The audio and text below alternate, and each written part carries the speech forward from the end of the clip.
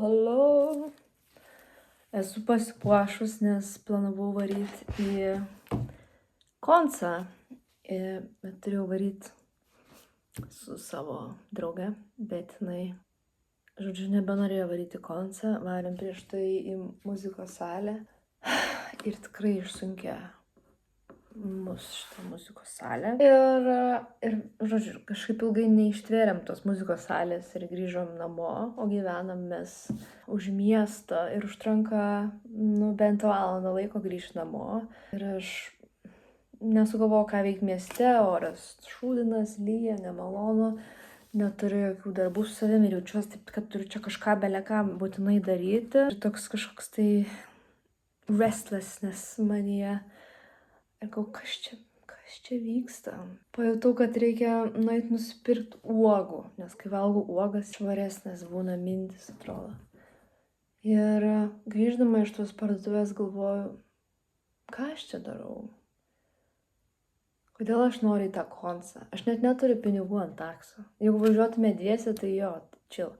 Bet dabar esu tokioj finansiniai būklėj, kur turėčiau taupyti, bet vis dar tai ignoruoju.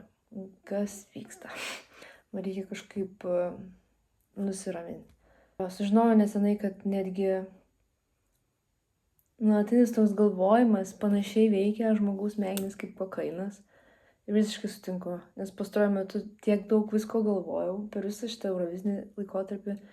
Ir sapnuose galvoju, ir atsikeliu ir toliau galvoju, ir galvoju, kas čia vyksta, jaučiuosi kaip narkomanė tiesiog. Ir tas toks jausmas, kad aš privalau kažką veikti, irgi kaip būčiau ant narkotikų. Ir tada ėjau iš tos parduotuvės ir galvoju, aš taip ilgai norėjau tiesiog būti namie, nes namuose aš pasilsiu, sugrąžinu savo resursus, galiu vėl susijungti su savo vidum, o dabar aš einu ir taškau tą energiją. Kas vyksta? Jo labiau, nežinau, ar aš tikrai noriu tą koncą. Jo. Dar kažkaip buvau muzikos salėje ir buvo taip gera eiti tiesiog ir neprivalėti nieko daryti. Tiesiog eini ir su visais kalbi. Ir buvo pora žmonių, tokių, kur sutikau, ir jie tokie, kaip tu jauties po Eurovizijos. Ir aš taip jaučiuosi šiaip puikiai. Išėjau už darbų, su laisva, galiu daryti, ką noriu. Džiaugiuosi, kad neturiu daugiau jokio streso savo gyvenime. Galiu tiesiog chillint. Galvoju, kaip gera, kad nieko neprivalau daryti, neprivalau ten stovėti ir bendrauti su visais. Tiesiog, atrodo, kad žmonėm atrodė, kad turėčiau būti sugniuždyta, arba kad kažką nusivylus, kad nesu toj muzikos salėje, bet apskritai manęs nelabai net jaudina tokia mintis turėti stendą. Jau labiau aš nežinau, kaip solo atlikėja, dabar aš tiesiog neišgaliu turėti tą stendą. Jis kainuoja belekiek irgi. Tai fainai tiem, kam pavyksta, aš tai tiesiog dar to negaliu. Bet jo, man patinka apskritai toks konceptas, kad susitinki daug žmonių, bet tam irgi atrodo turi būti laikas ir vieta. Jis gali labai išsunkti. Nes kažkaip, kai atsirado muzikos salė, man tai atrodo labai keistas dalykas. Kažkaip kaip žmonių zoologijos sodas. Galvoju, ką?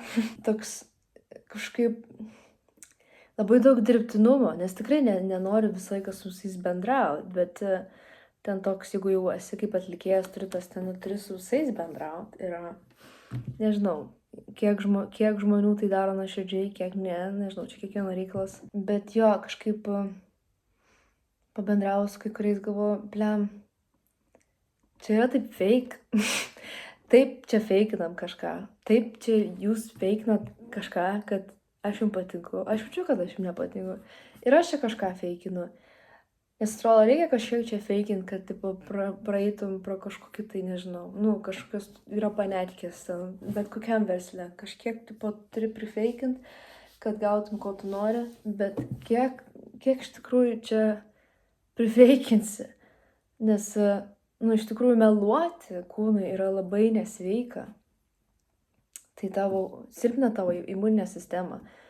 Ir kas dar yra baisu, kad tu feikini, tarkim, savo versle, savo kažkokį srity, kurioje tu dirbi. Ir tu žiūri, kad tu feikini ir už darbo ribų, feikini su savo draugais, su savo partneriais ir vieną dieną atsibundi ir galvoji, wow, tai kas aš esu? Tai toks gali būti irgi čia toks kaip ant kokaino biškėse kažkokiam tai savo pasaulyje sukurtam. Net nepajauti, kad žiūrėk, visas tavo gyvenimas yra melas. Kažkaip, kai buvau vaikas, tai turėjau stipresnį tokį melo detektorių savo viduj. Atsimenu, kai atėjo mano mamos pažįstamas, toks tuo metu labai garsus dainininkas pas mus į namus. Aš atsimenu, kaip aš slėpiausi nuo jo, nes jaučiau, kokie blogi vaibai eina iš jo. Žinai, tuo metu aš net nežinojau tokio vardo vaibai, bet tiesiog visas mano kūnas buvo toks, ne, eik šalin nuo manęs. Atsimenu, pasislėpiau savo kambarį, pačiam tolimiausiam kampe, kad tik tais prie manęs nelysų tas žmogus. Ir vis tiek jis lindo ir aš mačiau jo tas rankas ir aš suprantu, kaip būna tokie žmonės, kurie jau prisisiurbė daug tokios šutinos energijos, kaip jam reikia eiti ir prie kažko lyst, kas yra dar jaunas ir nekaltas vaikutis. Jie gal to nežinau, gal nežino, bet aš tuo metu jaučiu, kad man žiauriai nereikia su šito žmogum bendrauti. Ir paskui sužinojau, kad jis iš tikrųjų tuo metu stipriai gėrė ir tikrai buvo prisirinkęs tų velnių, kažko į savo ten tą energinį astralinį kūną, kas visiškai, mano kūnas ir mano, nežinau, energija, jausmai ir kažkas tiesiog visiškai norėjo nukencelinti. Ir visiškai nenorėjo turėti nieko bendro su to. Ir kažkaip augant vis dar pajausdavau ir dabar jaučiu, kad esu kažkuo ne, nors mes per savo kažkaip cultural conditioning, nežinau kaip pasakyti. Taip, kaip mūsų užaugino, tiesiog mūsų visuomenė, labai dažnai buvom mokinami būti mandagiais. Aš buvau žiauriai nemandagiai, kai buvau vaikas. Visiems sakydavau viską, ką galvoju. Ir visus atmesdavau, kas ten man atrodė nečisti. Atsimenu, kad gaudavau nuo to bart ir mušti ir visko. Ir tiesiog tu būni išmokintas nebeklausyti savo tiesos. Aišku, kai kuriais atvejais aš tiesiog buvau straightforward jerk. Bet nors, man negaliu žinoti, aš dabar jau nebegaliu atkast, bet tikrai buvo tokių atvejų, kur jaučiu, kad aš nenoriu su tai žmonėm bendrauti, arba jie elgiasi kažkaip neteisingai mano atžvilgiu, bet man yra verčiama su jais bendrauti, nes, taip yra mandagu, Čia toks slidus reikalas, nes, paskui atsimenu, kaip paauglystėj pradėjau aš po truputį disocijuoti nuo visko ir eiti tokią depresiją, nes tai, kas mano viduj buvo tikra, iš mano aplinko, išoriniam pasaulyje, man sakė, kad aš neturėčiau taip jaustis, kad tai nėra tikra. Bet atsiranda tokiam labai baisiam kalėjime. Ir dabar, kai esu suaugus, ir atsitinka tokių momentų, kur negaliu apsispręsti, kas vyksta. Tai ko gero vėl tas momentas, kai aš neklausau savo tiesos. Tai džiaugiuosi, kad it dawned on me. Jo. Kažkaip seniau daugiau laiko praleisdavau viena, ir aišku, mažiau ten šnekėdavau į telefoną. Aš su tiek žmonių ir man tai žiauriai, daug daugiau padėjo pajausti save ir suprasti, ko aš noriu ir gyventi autentiškesnį gyvenimą. Tiek daug aplink patarimų, kaip ten tu turi gyventi, ką turi daryti, kur aš atsimenu, aš visiems patardavau tiesiog eik ir pabūk su savim. Eik į mišką, eik į lauką, eik, nežinau, savo kiemą, ten kažkokį ten rūsį, kur tik nori. Geriausia, sakyčiau, gamtą, išjudinti savo kūną. Ir tiesiog klausyti savęs. Nustoti klausyti visų kitų. Čia tokia skaudi tema, nes tiek daug aplink triukšmų, kad net baisu. Visiems linkiu ir savo tiesiog atsitraukti karts nuo karto nuo visko ir paklausyti. Tai kas man iš tikrųjų yra tiesa šitoje situacijoje. Kažkaip išsigandau šiandien. Turbūt ne vienam žmogui yra tokia problema, kad tik atsibudus noris pasiimti telefoną ir scrollinti. Aišku, čia irgi visokios priklausomybės veikia, bet aš tiesiog pajutau tokį momentą, kad aš atsimenu tą jausmą, kai telefonai nebuvo tokie mandri. Ir atsimenu tą jausmą, kad matau telefoną ir matau jį kaip prietaisą. O dabar aš savo telefoną matau kaip tęsinį savęs ir mane tai fucking gąsdina.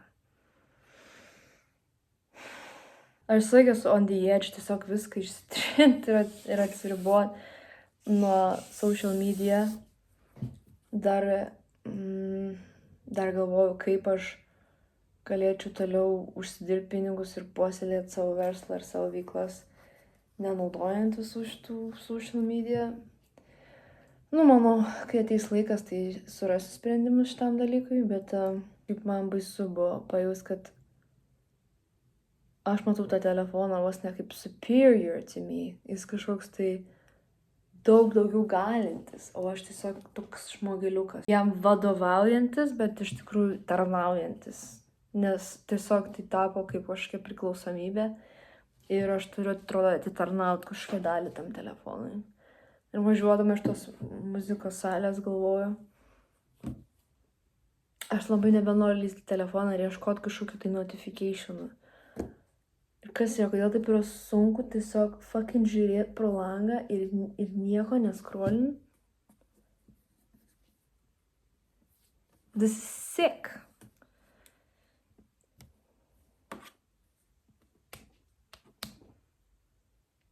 Tai va, tai žodžiu. Yra tokių neišspręstų klausimų, nes nesinori visiškai išmarinuoti savo smegenų.